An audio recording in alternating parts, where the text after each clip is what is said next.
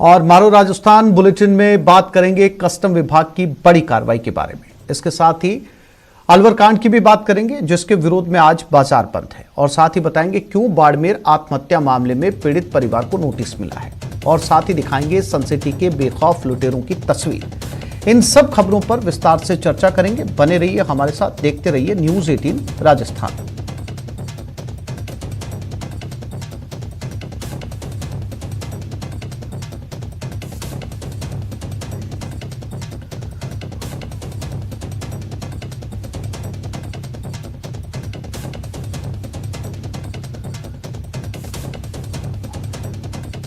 तो ये 4 तस्वीरें, बड़ी खबरें आज की, इन सभी पर विस्तार से बात करेंगे।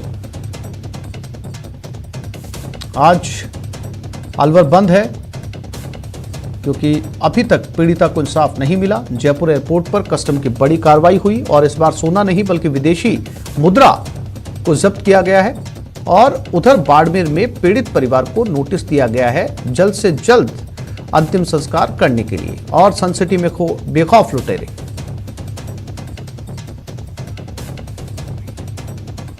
और नागौर में आरपीएफ ने भिखारियों की पिटाई की। 2 बुजुर्ग भिखारियों की पिटाई का वीडियो वायरल हो रहा है। मकराना रेलवे स्टेशन का ये वीडियो बताया जा रहा है। घटना पर जीआरपी चौकी प्रभारी का बयान सामने आया है। मुसाफिर खाने में भिखारी उत्पात मचाते हैं। शिकायत पर भिखारियों को बाहर निकाला गया।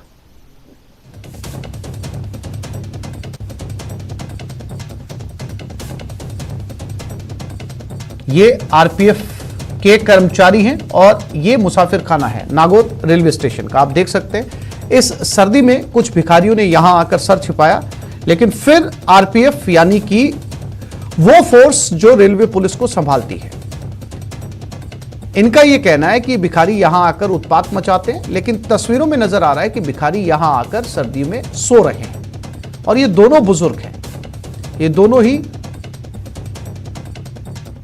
बुजुर्ग भिखारी हैं जिन्हें उस मुसाफिर खाने से बाहर निकाला जा रहा है।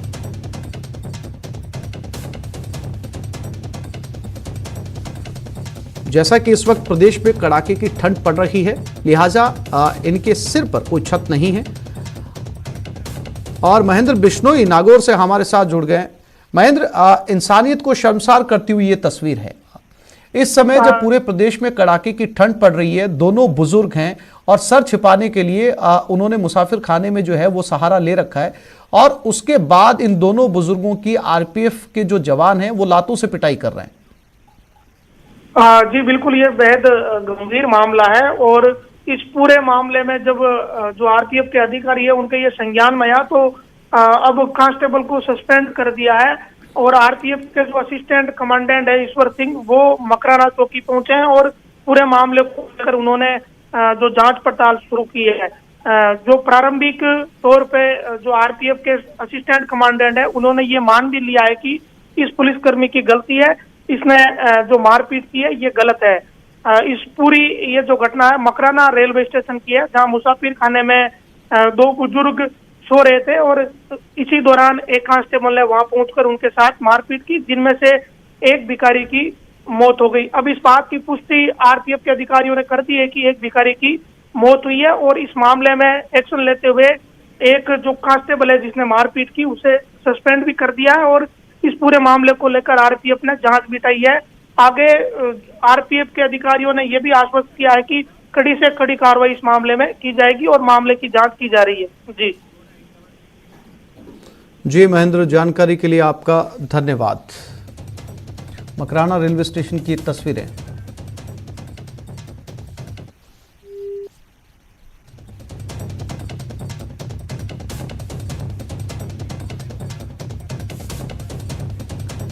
और मकराना की ये तस्वीरें, और इसी के साथ अपने दर्शकों को ये भी हम बता दें कि इस आरपीएफ के जवान ने जिन भिखारियों की पिटाई की थी उसमें से एक की मौत हो चुकी है। और रेलवे के अधिकारियों ने इसकी पुष्टि कर दी कि एक की मौत हो चुकी है।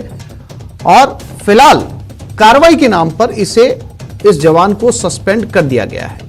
ये दोनों ही भिखारी जो इस समय रेलवे स्टेशन पर सोए हुए हैं, तस्वीरों के जरिए इनकी उम्र का अंदाजा लगाया जा सकता है। ये लगभग दोनों 80 साल से ऊपर के भिखारी जो है वो नजर आ रहे हैं। हालांकि एग्जैक्ट इनकी उम्र क्या है ये कह पाना मुश्किल है, लेकिन दोनों ही बुजुर्ग हैं और इस कड़ाके की ठंड में इन्होंने एक आसरा ढूंढा था रेलवे स्टेशन का मुसाफिर खाना। उसमें जाकर ये जैसे तैसे यहां पर रात गुजार रहे थे इस सर्दी में, और उसके बाद ये सिपाही यहां पर आया, आरपीएफ का जवान, और इसने लाते बरसानी इन बुजुर्गों के ऊपर शुरू कर दी। और इस खबर का असर यह हुआ कि इस जवान को सस्पेंड कर दिया गया है। जब न्यूज 18 राजस्थान ने इस खबर को अधिकारियों के संज्ञान में लाया गया, अधिकारियों को यह बताया गया, ये वीडियो दिखाया गया कि आपका जवान इस तरीके की हरकत बुजुर्ग भिखारियों के साथ कर रहा है, तो फिलहाल इसे सस्पेंड कर दिया गया है। ये न्यूज 18 की खबर का एक बार फिर से दमदार असर। तो पिटाई करने वाला कांस्टेबल फिलहाल सस्पेंड हो चुका है और अधिकारियों ने यह बात मानी कि इसने बुरा व्यवहार किया, मारपीट नहीं करनी चाहिए थी, और इस मारपीट में या मारपीट की वजह से या कुछ और कारणों की वजह से एक भिखारी की मौत भी हो चुकी है। फिलहाल इस कांस्टेबल को सस्पेंड कर दिया गया है।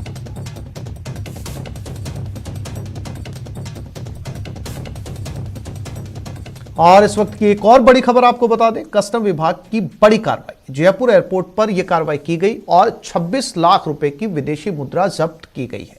1,30,000 दिरहम जब्त किए गए हैं। यह दुबई की मुद्रा है। दुबई जाने की फिराक में था यह आरोपी इस करेंसी के साथ। तो इस बार सोना नहीं बल्कि विदेशी करेंसी कस्टम विभाग के हाथ लगी है।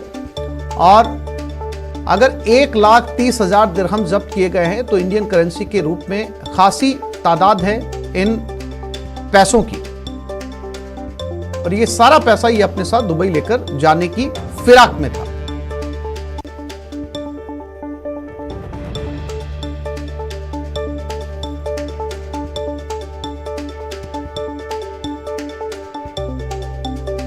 ये वो करेंसी है जो इसके सूटकेस से बरामद की गई है। आप देख सकते हैं ये दिरहम है, और इसकी भारतीय मुद्रा में अगर इसको देखा जाए कि भारतीय मुद्रा में ये 1 लाख से ज्यादा दिरहम भारतीय मुद्रा में कितनी होती है, तो बताया जा रहा है कि भारतीय करेंसी के मुताबिक इसकी कीमत 26 लाख रुपए है।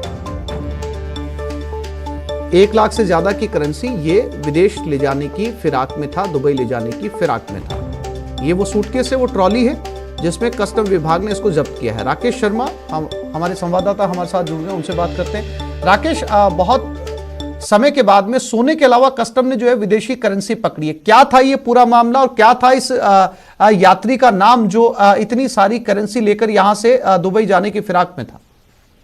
बिल्कुल, देखिए आसिफ, ये बहुत लंबे समय बाद खासतौर पर विदेशी मुद्रा पकड़ी गई है, और पहली बार इतनी बड़ी खेप जो जयपुर से दुबई जा रही थी, और दुबई की विदेशी मुद्रा है जो फॉरेन एक्सचेंज मनी एक्ट है, विदेशी मुद्रा आंतरण अधिनियम 1962, उसके तहत कोई भी व्यक्ति एक निश्चित मात्रा में 5 से 10 हजार से ज्यादा विदेशी मुद्रा नहीं रख सकता, और जो वो विदेशी मुद्रा रखता है उसकी भी बाकायदा उसको विदेश मंत्रालय से, कस्टम डिपार्टमेंट से परमिशन लेनी होती है। लेकिन इसकी कोई परमिशन नहीं थी, ना ही इनके पास इस मुद्रा से संबंधित कोई दस्तावेज थे। तो इतनी बड़ी मुद्रा ये जयपुर आई कैसे, और फिर यहाँ से ये लेकर जब जा रहा था, तो निश्चित तौर पर ये एक बहुत बड़ी तस्करी का मामला हो सकता है। तो कई लोग, क्योंकि हवाला कारोबार से जुड़े जो लोग होते हैं वो तस्करी के जरिए ऐसी विदेशी मुद्रा का कारोबार करते हैं। क्योंकि अभी ये पकड़ में आया है। राकेश, इस यात्री के बारे में कोई जानकारी दी कस्टम विभाग ने? बिल्कुल, अभी जो यात्री है उसकी जानकारी को गोपनीय रखा जा रहा है, क्योंकि जो यात्री है उससे ये जो विदेशी मुद्रा कहाँ से लेकर के आया था, जयपुर में कैसे पहुंची, कौन कौन लोग इसमें शामिल थे, इसकी तहकीकात अभी की जा रही है। और इसके बाद जो पेमा एक्ट है उसके तहत इस मामले में कार्रवाई की जाएगी।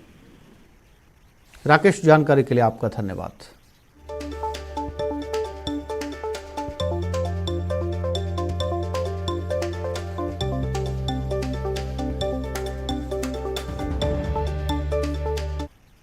और प्रतापगढ़ में गौ तस्करों के खिलाफ कार्रवाई हुई। पुलिस ने 33 गोवंश को बरामद किया। 2 ट्रकों में भरकर ले जाए जा रहे थे। 4 आरोपियों की गिरफ्तारी हुई। पशु क्रूरता अधिनियम के तहत मामला दर्ज किया गया है।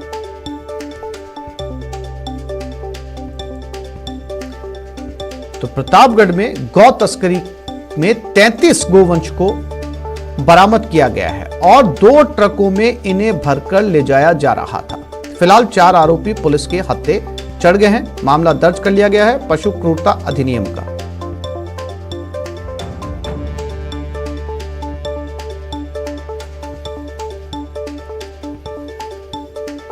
और जोधपुर में बदमाशों के हौसले बुलंद हैं। शहर में बंदूक की नोक पर लूटपाट की जा रही है। 3 बदमाशों ने वारदात को अंजाम दिया। सीसीटीवी में लूट की वारदात कैद हुई। गुलजारपुरा इलाके में लूट की इस वारदात को अंजाम दिया गया है।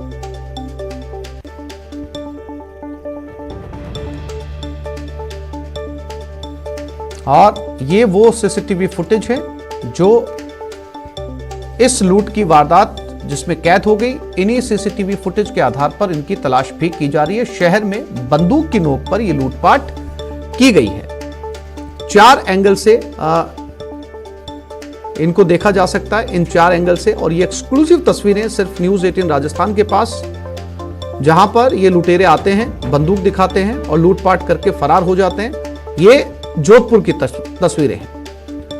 वो प्रदेश जो पूरे देश के अंदर सबसे शांत माना जाता है, उसमें इस तरह की तस्वीरों का आना बेहद डराने वाला है।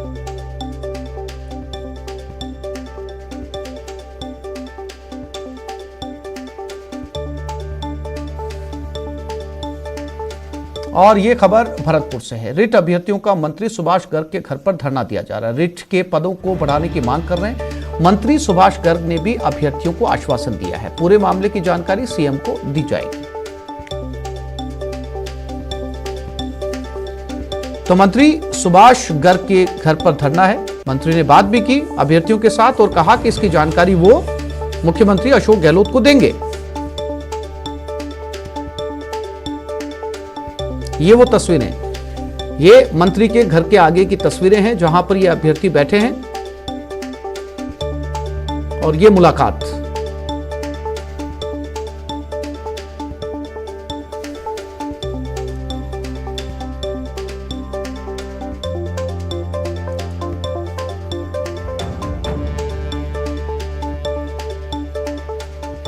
शौर्य चक्र विजेता विकास जाखड़ अस्पताल में भर्ती हैं। झुंझुनू के बीडी के अस्पताल में उनको भर्ती करवाया गया। विकास जाखड़ के स्वास्थ्य पर डॉक्टरों की नजर है। ट्वीट कर अनशन जारी रखने की जानकारी दी है। रीट सहित अन्य भर्तियों में धांधली को लेकर वो अनशन पर बैठे हैं। और विकास जाखड़ ने अपने ट्वीट में लिखा है कि मुझे अनशन स्थल से पुलिस द्वारा अस्पताल ले जाने के बाद भी आज लगातार 6 दिन से मेरा आमरण अनशन जारी है। यानी कि वो हॉस्पिटल में भी आमरण अनशन पर हैं।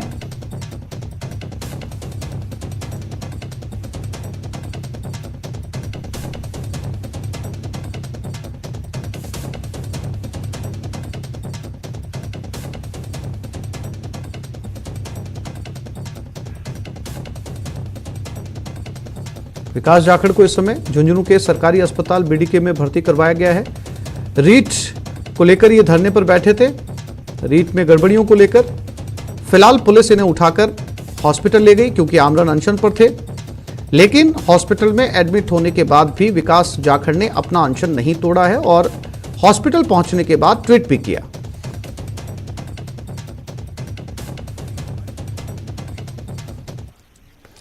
और इस वक्त की एक और बड़ी खबर, कृषि भूमि नीलामी पर रोक के बाद भी नोटिस जारी किए जा रहे हैं। बैंक से किसानों को कुर्की के नोटिस मिल रहे हैं। 15 दिन में लोन नहीं चुकाने पर कुर्की की चेतावनी दी गई है। टोंक में पंजाब नेशनल बैंक की जामडोली ब्रांच ने यह नोटिस जारी किया है। 21 जनवरी को जारी किए गए किसानों को नोटिस, किसानों ने महापंचायत कर इसका विरोध जताया है।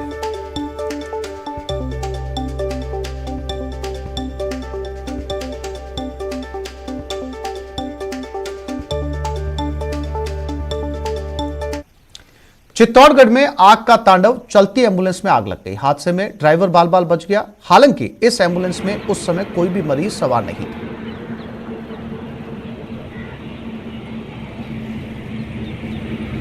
और ये उस जलती हुई एम्बुलेंस की तस्वीरें। ड्राइवर कूद गया आग लगने के बाद। और गनीमत ये रही कि इसमें किसी भी मरीज को नहीं ले जाया जा रहा था।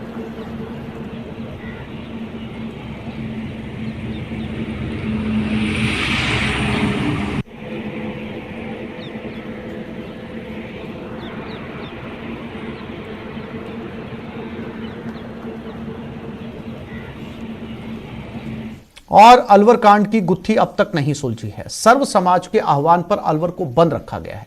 सभी संगठनों ने बंद का समर्थन किया है। पुलिस की कार्यशैली पर सवाल उठ रहे हैं। अलवर कांड को लेकर लोगों में गुस्सा है। एक्सीडेंट की थ्योरी पर लोग भरोसा नहीं कर रहे हैं।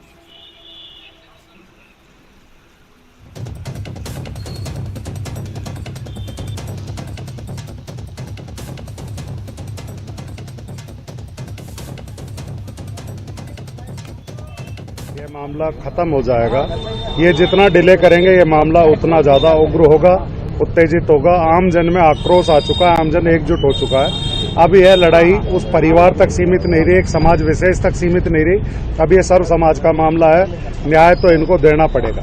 वर्तमान के हालात को देखते हुए जिस तरह की हालात चल रहे हैं शहर में, उस मूक बधिर बच्ची के लिए जो न्याय नहीं मिल पा रहा है, बार बार जांच में तब्दील आ रही है, हुआ बलात्कार है और जांच की जा रही है दुर्घटना की। और दुर्घटना की जांच में भी जब हमने सब लोगों ने मिलकर इसको न्याय की ओर ले जाने की कोशिश की, तो सरकार ने क्या तय किया, प्रशासन ने उस स्पोर्ट की सब व्यवस्थाओं को हटा दिया, वहां सफाई करा दी। सीबीआई जांच कैसे करेगी, इस बात को भी हम लोग प्रश्न चिन्ह की ओर है। वहाँ पे जो उसके मम्मी और पापा हैं, उसको बिल्कुल उनके पीछे पुलिस ऐसे रहती है कि जैसे वो कैदी हों। अगर वो चाय लेने जाते हैं तो 2 पुलिस वाले साथ में जाते हैं, अगर वो कहीं पानी लेने जाते हैं तो पुलिस वाले साथ में जाते हैं, या बाजार में कोई भी खाना पीने की जरूरत होती है उसके लिए जाते हैं तो पुलिस वाले ऐसे हमारे ऊपर बंदिशें बना के रखी हुई हैं जैसे मतलब हमने गुनाह किया हो।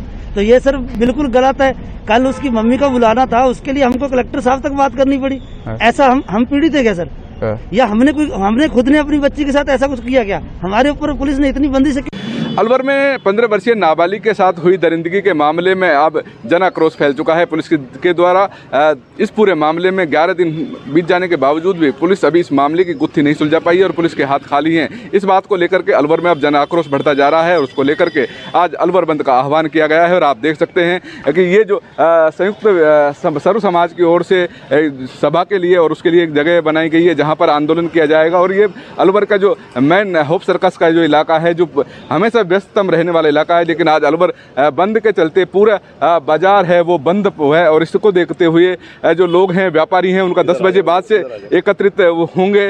और लेकिन आप देख सकते हैं कि बंद का जो असर है वो पूरी तरीके से दिखाई दे रहा है। ये बाजार जो हमेशा यहाँ पर भीड़ भाड़ रहती है वो अब पूरा सुनसान दिखाई दे रहा है। बंद का आह्वान को देखते हुए पुलिस और प्रशासन के जो अधिकारी हैं वो यहाँ तैनात कर दिए गए। आप देख सकते हैं पुलिस की जो टीम है वो यहाँ लगा दी गई है और पुलिस की एक कंपनी को बुलाया भी गया है। अतिरिक्त पुलिस अलवर के पुलिस जाब्ता के अलावा एसटीएफ की जो टीम है और एक पैरामिलिट्री फोर्सेस के रूप में पुलिस ने बुलाया है। हमारे साथ जो आंदोलन को लेकर के संघर्ष समिति बनाई है उन समूह के लोग मौजूद हैं। सर, किस तरीके का आपका विरोध है?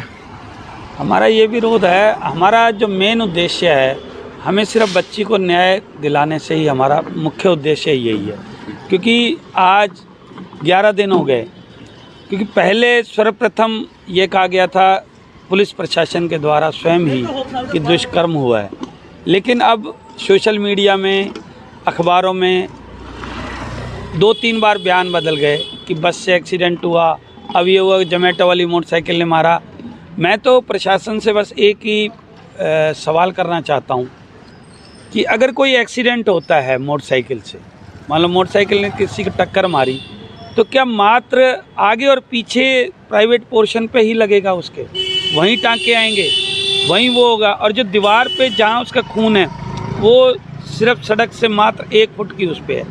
अगर वहाँ भी वो टकराती है तो वहाँ पे भी वो प्राइवेट पार्ट पे चोट नहीं लगती, घुटने पे या कहीं हाथों पे। क्या लगता है पुलिस क्यों इस मामले को डाइवर्ट करने की कोशिश कर रही है? ये हमारे बिल्कुल समझ से बाहर है।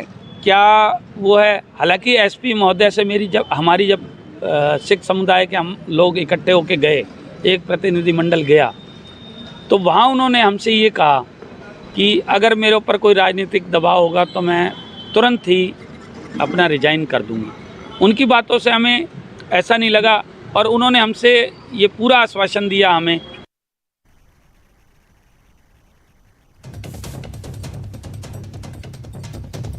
और अलवर केस में एक और सीसीटीवी फुटेज सामने आया। ये वीडियो नाबालिग के पुल पर चढ़ने से पहले का है।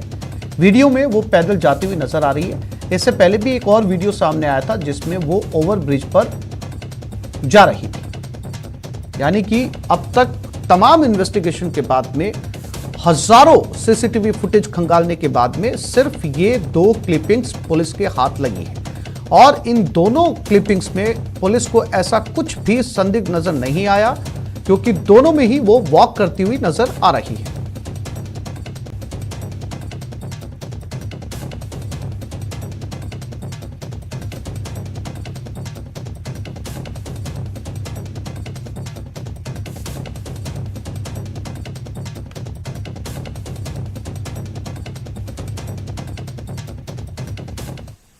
राज्य सरकार ने अलवर कांड की जांच सीबीआई से कराने की सिफारिश कर दी है। क्राइम सीन का रिक्रिएशन भी हो चुका है। अलवर पुलिस की एफएसएल टीम ने सभी सबूतों को इकट्ठा भी कर लिया। लेकिन एक तस्वीर देखिए, घटनास्थल की सफाई हो रही है नगर परिषद की ओर से। ऐसे में सवाल है कि सीबीआई जब आएगी तो सबूत कहां से लाएगी, क्योंकि सबूतों पर तो नगर परिषद ने झाड़ू फेर दी। सीबीआई घटनास्थल पर क्या जांच करेगी? सवाल यह है कि आखिर नगर परिषद की ओर से इतनी बड़ी लापरवाही क्यों की गई।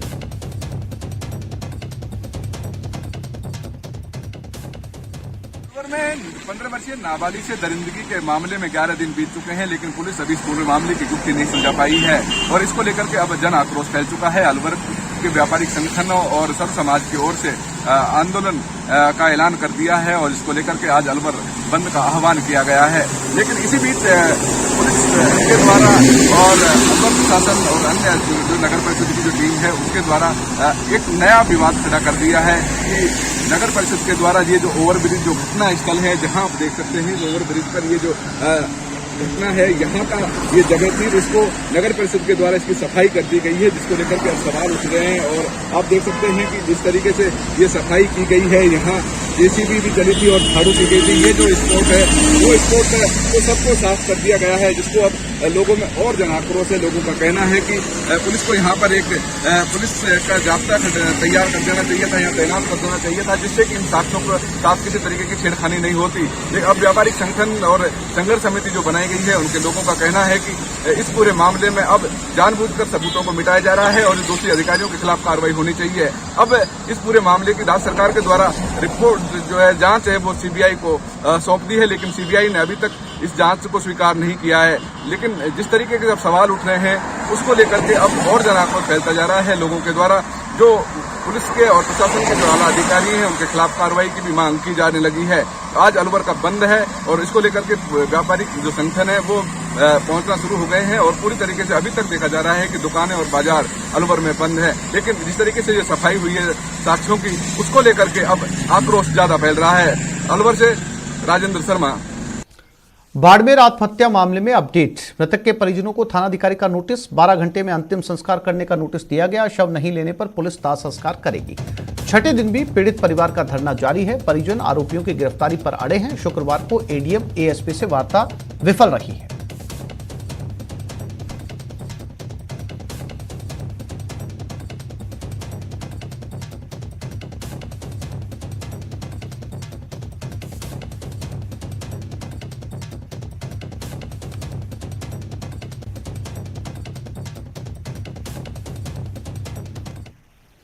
बाड़मेर के धोरीबन्ना थाने में एक नाबालिग का अपहरण, सोने चांदी के गहने और कैश लेकर फरार होने का मामला दर्ज हुआ है। बताया जा रहा है कि पिस्टल की नोक पर 2 गाड़ियों में सवार होकर आए बदमाशों ने पहले नाबालिग का अपहरण किया और उसके बाद सोने चांदी लेकर फरार हो गए। पुलिस ने मामले को गंभीरता से लेते हुए मामला दर्ज कर जांच शुरू कर दी है।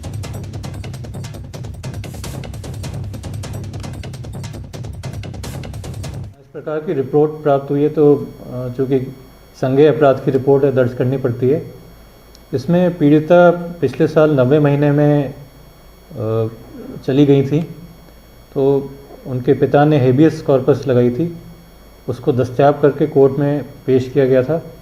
तो माननीय न्यायालय ने निर्देश दिए थे कि पिता के पास इस शर्त के साथ भेजते हैं कि वो उनका जबरन कहीं भी विवाह नहीं करेंगे।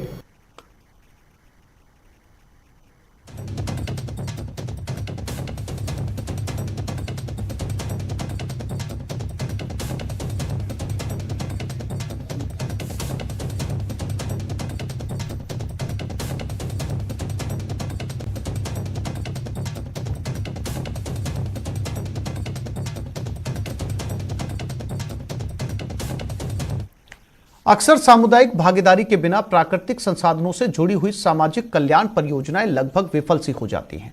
लेकिन जब समुदाय एक साथ बन जाता है और उसे अपना बना लेता है तो परिणाम जादुई हो सकते हैं। जैसा कि WWF इंडिया ने ब्यास नदी के तट पर पाया है। देखिए मिशन पानी की ये खास रिपोर्ट। स्वच्छता और पानी पानी हमको बचानी है ये जिंदगानी।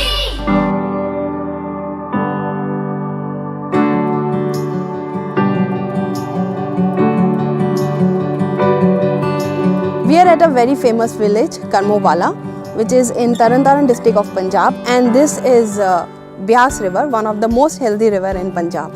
We came here, we surveyed the rivers, spotted the dolphins, and we identified them as Indus River dolphin.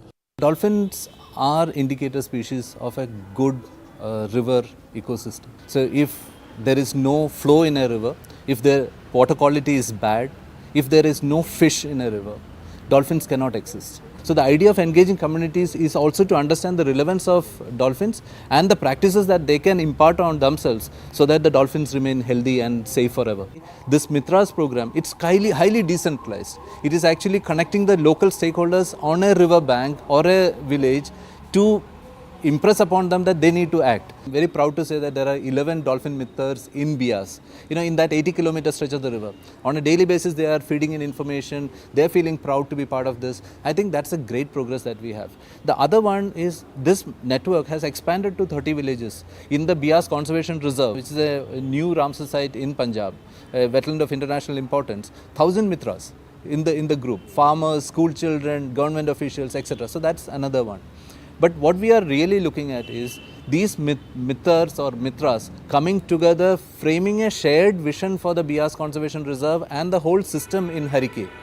That's a long-term dream that we have, and I think it's again progression. So we'll get there. स्वच्छता और पानी पानी हमको बचानी है ये जिंदगानी। एक छोटे से ब्रेक के लिए रुक रहे हैं, जल्द लौटेंगे।